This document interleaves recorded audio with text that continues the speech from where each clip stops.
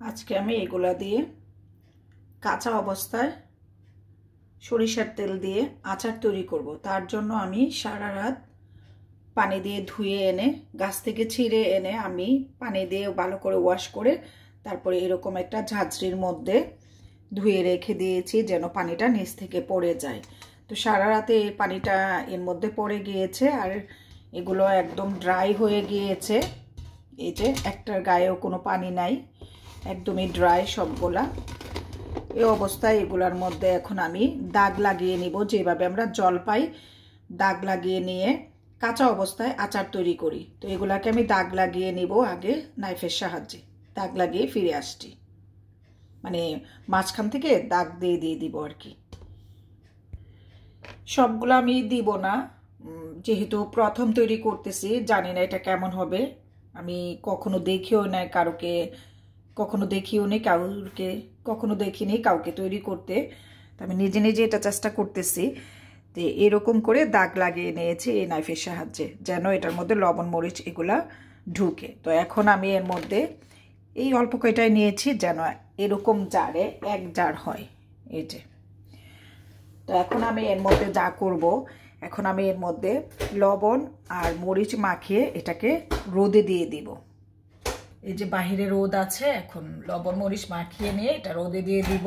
লবণ মরিচ মাখিয়ে নিলে এর মধ্যে থেকে, যখন এটা আমি মাঝখান দিয়ে দাগ দিতেছিলাম তখন কিন্তু এটার ভিতর থেকে রস বের হচ্ছিল। তো লবণ মরিচ দিলেও কিন্তু পানি ছাড়বে, ওই পানিটা শুকিয়ে যাওয়ার জন্যই বেসিক্যালি রোদে দেওয়া। আর আমি এখানে যতটুকু পারি দেখে, মানে কাঁচা দেখে নিয়েছি। এখানে কিন্তু ম্যাক্সিমামই ইয়েলো। তো ইয়েলোগুলো কিন্তু পেকে যায়নি, কালারটা হয়েছে, বাট আমি এরকম কাঁচা দেখে দেখিয়ে নিয়েছি। তো ঠিক আছে, এটা লবণ মরিচ মাখিয়ে রোদে দিয়ে ফিরে আসছি। লবণ আর মরিচ দিয়ে দিয়েছি, এখন আমি এটা হাতের সাহায্যে মেখে নিচ্ছি, আলতো হাতে মেখে নিচ্ছি। আর এর মধ্যে পানির পরিমাণটা যেন না থাকে, পানিটা যেন শুকিয়ে যায়, এই জন্যই রোদে দিয়ে রাখা। আর এই আচারটা সম্পূর্ণ তৈরি করতে হবে আমাকে রোদে দিয়ে। আমি একটু ঝালের পরিমাণটা বেশি দিয়েছি, আপনি যতটুকু ঝাল খেতে পছন্দ করবেন সেই অনুপাতেই দিবেন। এই যে দেখেন, এর প্রত্যেকটা যে চিড়ে দিয়েছিলাম সেই চিড়ার মধ্যে, মানে দাগের ভিতরে লবণ এবং মরিচের গুঁড়ো ঢুকেছে।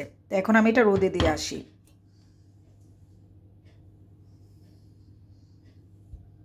আমার বাগানে এখন কড়া রোদ, অগাস্ট মাস, তাই আমি এখন বাগানে এটাকে কড়া রোদে দিয়ে দিলাম। এই যে হেয়ার ইট ইজ। এখন এটা বাগানে কড়া রোদে শুকাবে। এটার গায়ে যে লবণ এবং মরিচ মাখানোর পরে এবং দাগ কেটে নেওয়ার কারণে যে পানি জমেছিল, সেই পানিটা এই রোদে শুকিয়ে যাবে। এই আচারটা তৈরি করতে হবে রোদের মধ্যে রেখেই। পরের স্টেপ কি করব সেটা আবার আমি আপনাদের সাথে পরে শেয়ার করব। এখন এটা কড়া রোদে আমি দিয়ে রেখেছি, আজকে সারাদিন এটা রোদে থাকবে এবং এটার গায়ে যে পানি আছে সেই পানিটা শুকিয়ে যাবে। দেন আমি আচারটা তৈরি করব। এটার মধ্যে কোনো চুলার কোনো কাজ নেই, শুধু রোদে শুকিয়ে করতে হবে।